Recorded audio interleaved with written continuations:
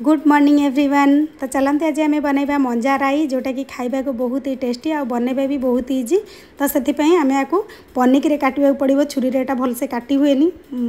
तो से एमती राउंड राउंड कर काटने भीतर थी सूता तक एमती आंगुठ साहाଯ୍य बाहर करने। देखते यही भाव सूता बाहरी आसो आमती धरी पूरा चुन चुन कर पूरा काटिने।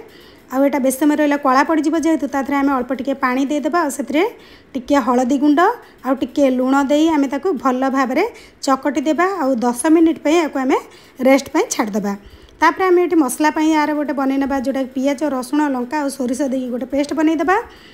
आउ मंजा को भल भाव पूरा कषिकी चिपुड़ी ने जोटा कि पूरा भी पानी रही और से आलू देले भल लगे से गोटे मीडियम साइज आलू देती मसला और हल्दी गुंड लुण दे भल भाव गोल नहीं ये कड़ाई रे 3 ରୁ 4 ଚାମଚ सोरिष तेल दे भल भाव या अध घंटे कुक करदेली। तो देखो ये मंजा राई मोर रेडी। वीडियोटी भल लगी सब्सक्राइब निहाती करदेबे।